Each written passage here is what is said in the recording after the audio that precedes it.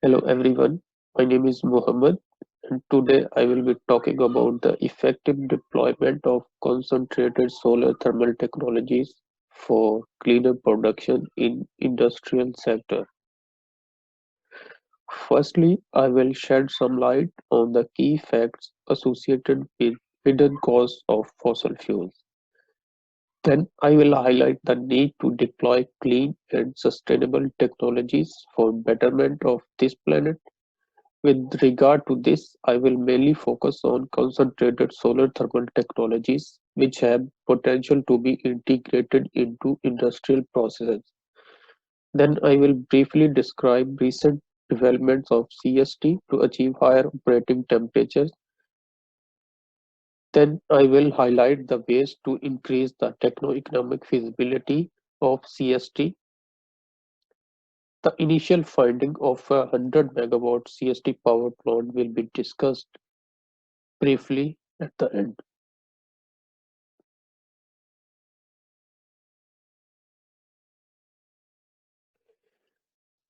These are some of the pictures from across the globe. Since last few years, smog has impacted severely in different countries, and this smog is caused by different climatic changes because of harmful emissions caused by fossil fuels. Did you know how many people die because of air pollution caused by climatic changes? It's 7 million a year. Some of the key facts from World Health Organization regarding the hidden cost of fossil fuels that 7 million people die each year due to air pollution caused by climatic changes. And these climatic changes affect the social as well as environmental determinant of health. And the direct damage caused to health is estimated to be between 2 to 4 billion a year by 2030. These are the facts from World Health Organization, which are which demand to act now if we want to save this planet for our generations to come. With regard to this, renewable technologies are the best solution, such as solar, wind, and biogas, which are gaining attention. Specifically, which is the focus of my presentation, is concentrated solar power, which has the potential to be integrated into different industrial processes because of its higher operating temperature as compared to other technologies. Some of the key facts regarding concentrated solar thermal technologies are these technologies can meet both high and low temperature low demands for different applications. CST technologies have high thermal storage capacity which can be used during night or cloudy days in order to supply input energy required for a process. The CST technologies can help to overcome the intermittency issues related to solar energy, which will increase the system operational reliability, and it will also lower the associated cost with the operation of these technologies. Come these challenges, one of the development is the use of solid particles such as sand or other ceramics instead of molten salt or air. These solid particles are cheaper in comparison to commonly used heat transfer fluids. These are stable at higher temperature, which is above 1000 degrees centigrade, and these particles have no freezing issue, which eliminates the trace heating requirement. These particles has the capability to store energy as heat over a wide temperature range, which increases their storage density. These particles can help to reduce the cost of storage as heat is directly stored in sand or other ceramic particles. But still,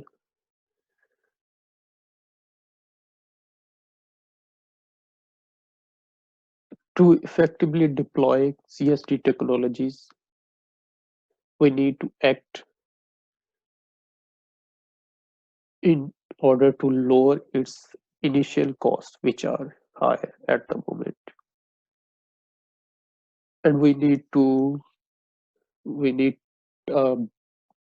big storage or which is cost efficient to overcome the intermittent issues related to solar energies because the process need continuous supply of heat, and if we need such a big or large storage, the cost will be high. So we need to find some ways which can increase the techno-economic feasibility of CSP technologies. So although use of solid particles in CST has the potential to replace high emitting fossil fuels in different industrial applications, these solid particles are stable, which can operate at a temperature of about 1000 degrees centigrade, and it has the potential to eliminate the use of fossil fuel, and it can help to achieve a net zero industrial emission target. But to make this technology techno-economically feasible, different incentives are required to make this technology techno-economically feasible and attractive for the investors. One of the possible incentives to increase the practical implementation of this technology is to provide support in terms of emission reduction targets.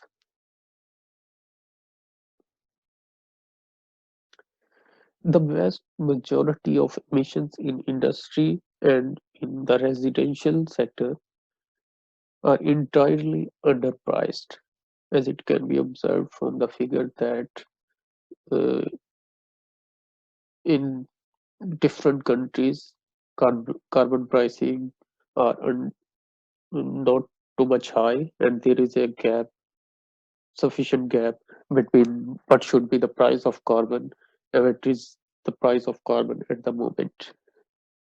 So much faster actions are needed to incentivize companies to innovate and compete to bring about a low carbon economy and to stimulate households to adopt low carbon lifestyle. According to OECD, the gulf between today's carbon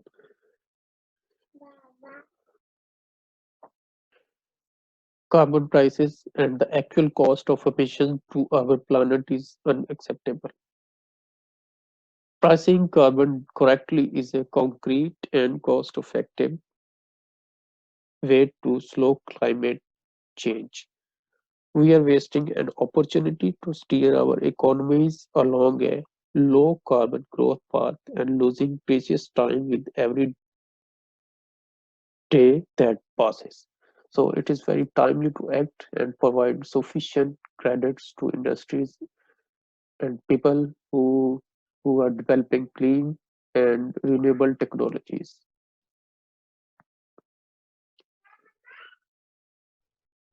To find out the level of impact these carbon reduction credits will have on the economics of the CST, a case study has been carried out.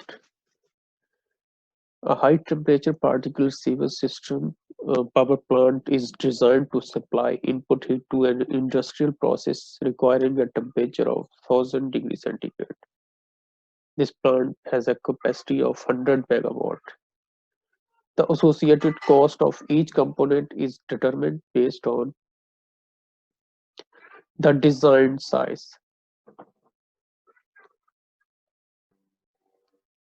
then the system is techno-economically assessed with and without providing carbon reduction credits.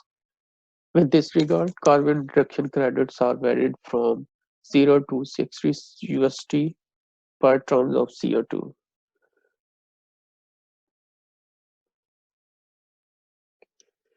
Some of the initial findings of this case studies shows that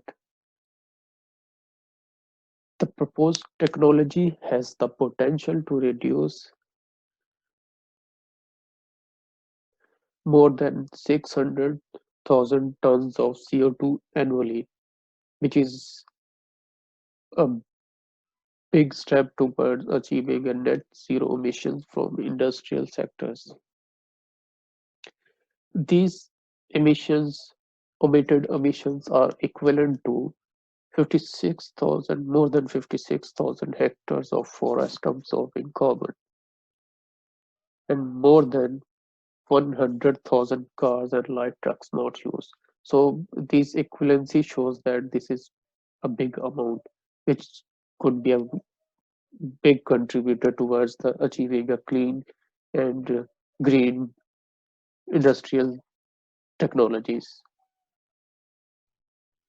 The further findings of this case study shows that the inclusion of carbon reduction credits increases the proposed system plant's techno-economic viability by a great margin, providing $60 per ton of CO2 as carbon reduction credit increases the project IIR by greater than 50%, and its net present value is increased by 60%. So to summarize my presentation, the use of high temperature particle receivers has the potential to replace high carbon emitting fossil fuels for different industrial applications. This concentrated solar thermal technology deploys stable and solid particles which can achieve temperature of about 1000 degrees centigrade, which is the requirement of different industrial processes such as aluminum calcination. The use of this solar technology as a replacement of fossil fuels for industrial processes can help to achieve a net zero emission target. But to effectively implement this technology, different policies and incentives are required. One of the possible incentives to increase the practical implementation of this technology is to provide support in terms of carbon reduction credits. The carbon reduction credits inclusion in the energy policies will help to make renewable and green technologies more feasible and financially attractive for the investors.